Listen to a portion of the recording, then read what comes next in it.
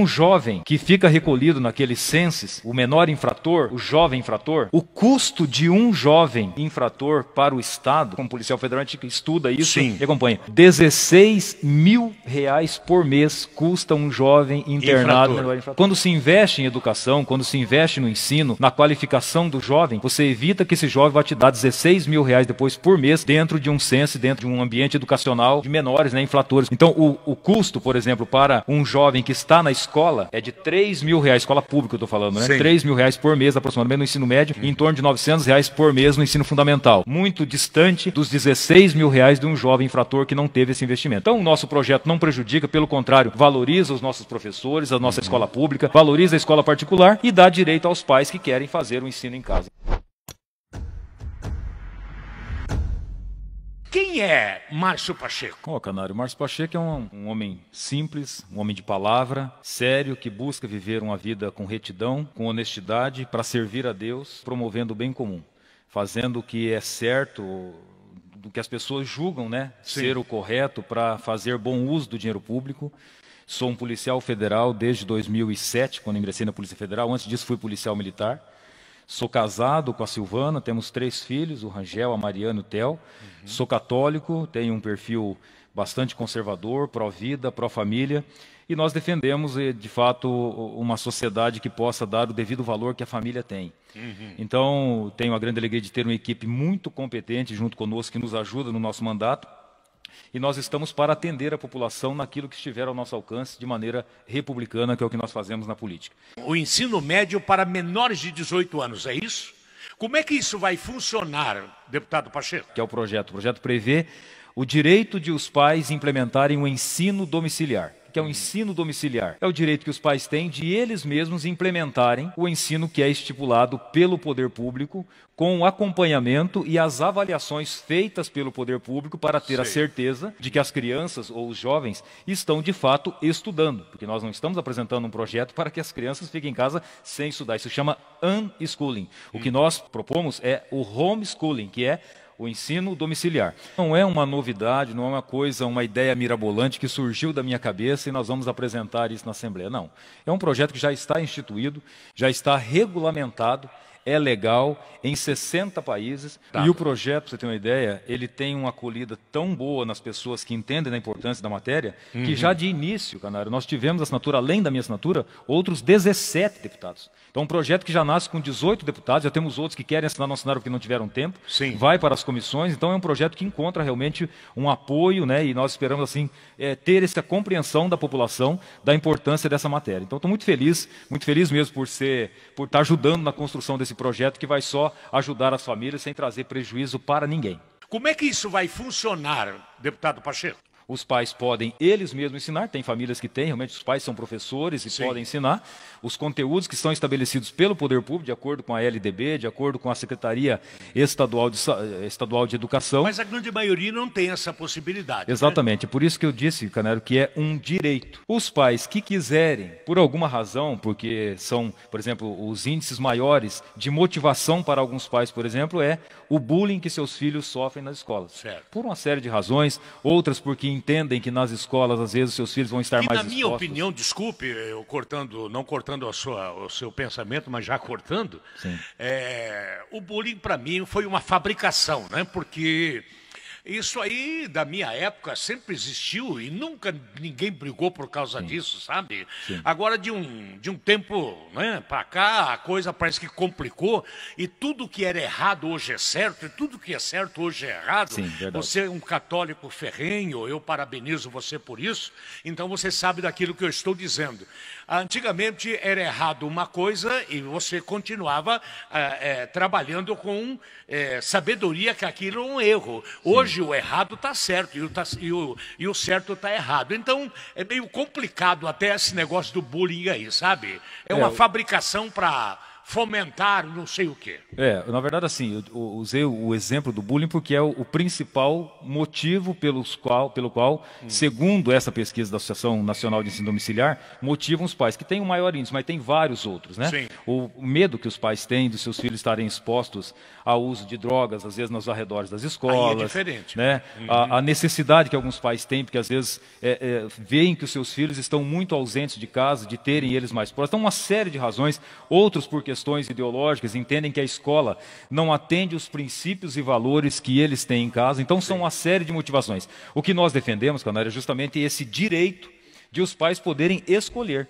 Como já existem famílias hoje que já implementam o ensino em casa, mas é o direito de: eu quero matricular os meus filhos numa escola pública. Pois então, eu tenho o direito de matricular o meu filho numa escola pública. Sim. Eu quero matricular o meu filho numa escola particular. Okay. Eu tenho o direito. E como será esse atendimento aos estudantes? Teremos alguns professores? Não teremos? Como é que vai acontecer o estudo em casa? O direito é pleno dos pais. Sim. O direito é pleno da família, de poder implementar os estudos por meio deles próprios, a partir dos currículos. O pai escolheu que deve fazer isso que o senhor está trazendo em casa. Isso. Qual é a função dele?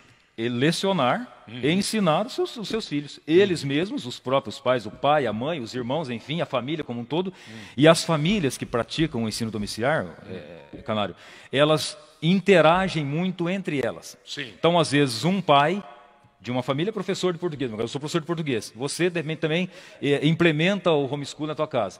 E eu vou dar aula para o teu filho de português e você é professor de matemática. Então, eu convido você para dar aula para os meus filhos de matemática. Então, é uma interação interna que acontece entre os pais e, se eles quiserem, podem contratar um professor também, particular, do jeito que eles entendem que é o melhor. Então, é o direito desses pais poderem ensinar. Mas como é que vai se oficializar isto?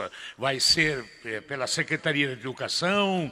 Como é que isso vai funcionar? É feita uma comunicação no ato da matrícula na escola pública ou particular. Os pais encaminham um ofício comunicando a escola, uma entidade pública, né, do Estado, que o Estado indicar, para que, informando que o filho, nome tal, vai ser implementado o ensino domiciliar. Então, uma comunicação feita. E o Estado, só te cortando, né, Ana? E o Estado vai acompanhar. E vai reconhecer esse estudo? Vai, a partir da legislação, sim, porque é exatamente isso que o Supremo Tribunal Federal requer, que o ensino domiciliar pode ser implementado desde que seja regulamentado, que no Brasil não existe. Então, o que nós estamos fazendo é o quê? Propondo a regulamentação. A partir da regulamentação, o ensino passa a ser legal e o Estado passa a avaliar. Uma vez por ano, 2 vezes por ano, faz uma prova para ver se a criança ou o adolescente está, de fato, estudando e aprendendo.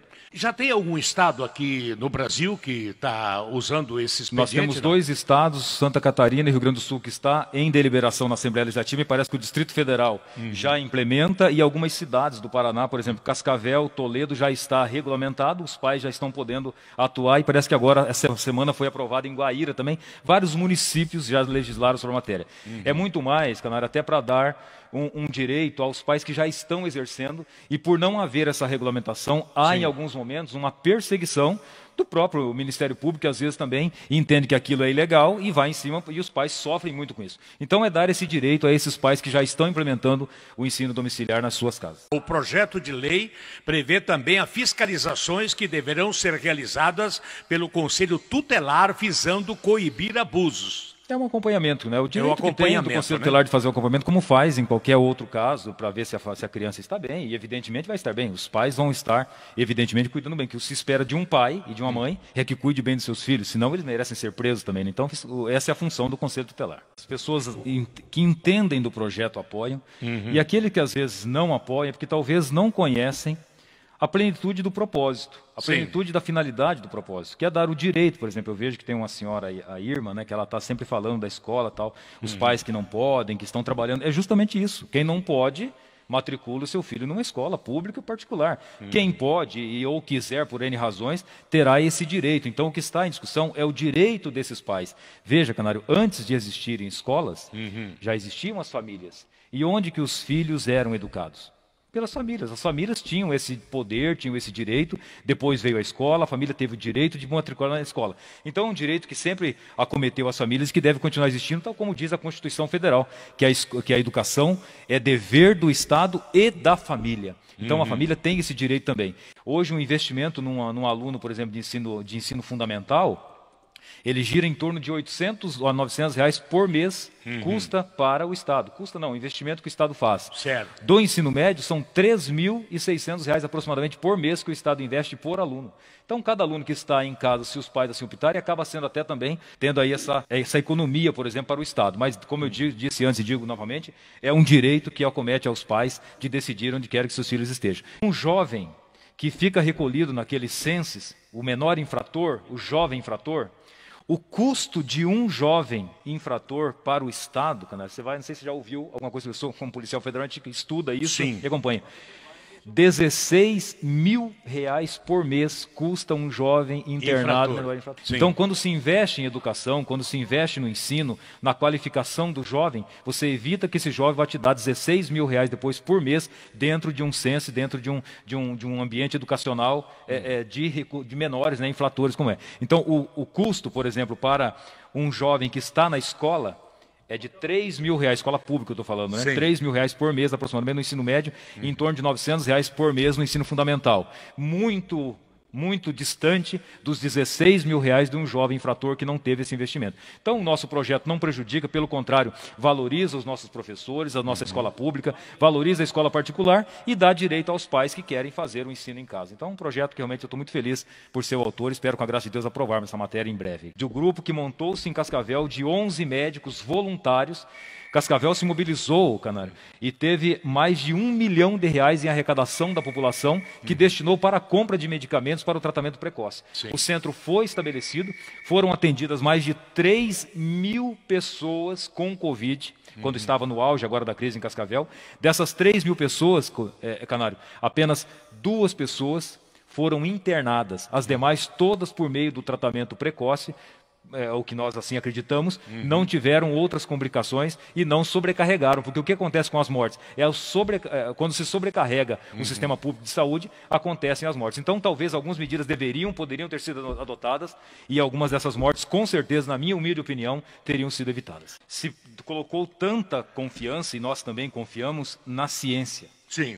Mas o que são os nossos médicos, se não são fruto da ciência? Exato. Como é que pode milhares de médicos no Brasil dizer, olha, nós acreditamos porque temos embasamento científico de que o tratamento preventivo é importante e é eficiente? Ora, são os médicos falando, nós temos que confiar nos nossos médicos. O que é que se diz? Não tome remédio em casa sem consultar o seu médico. Agora estão querendo dizer, não tome remédio sem consultar a ciência. Mas o que é a ciência se não os próprios médicos? Então nós temos que respeitar os médicos que acreditam que o tratamento é fundamental e ele é realmente fundamental. Eu não consigo entender a razão pela qual não se motiva, não se impulsiona um tratamento preventivo.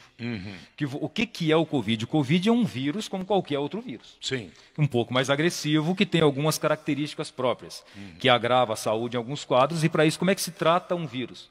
Como qualquer outro vírus. Você tem que estar com o teu organismo mais preparado para enfrentar uma doença, seja qual for. Então, o tratamento preventivo, o que é o tratamento preventivo? É preparar o teu corpo para que ele esteja preparado para a batalha, caso o vírus venha atingi-lo. Então, por exemplo, a vitamina D... Então, o senhor é a favor da prevenção? Eu sou 100% a favor da prevenção, e não só da prevenção. Eu sou 100% a favor do tratamento precoce. Por que do tratamento precoce? Que eu não sou um especialista, eu não sou um médico. Mas não precisa ser médico para ver o óbvio. O que é o óbvio? É uma doença que agrava algumas partes do corpo. Você tem que tratar aquelas partes do corpo. Então, se você está com inflamação, está com intoxicação, está inflamado o teu corpo, você tem que tomar um anti-inflamatório. Então, o que é o tratamento precoce? Os médicos identificam como é que está o teu quadro e apresentam alguns remédios, que são azitromicina ou outros, de acordo com o médico. Você acha que o médico não sabe o que está fazendo? Porque o que a gente vê é o seguinte, por exemplo, o câncer ainda não tem um remédio que o combata definitivamente.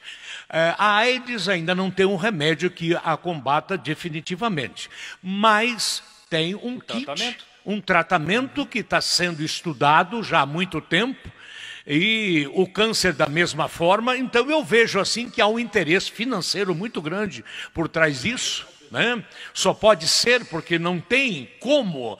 Eu digo assim, deputado Pacheco, eu digo assim, não vejo nenhuma doença no mundo que não possa ganhar uma prevenção. Prevenção e tratamento, E né? tratamento. E o tratamento não podemos ficar na espera de que o tratamento seja apenas entubar a pessoa. Depois que entubou, a possibilidade de voltar aí já não adianta mais. Vamos deixar gravar até entubar. Não, meu irmão, faz o tratamento tratamento antecipado. E aí depois antecipado. vai trazer sequelas seríssimas.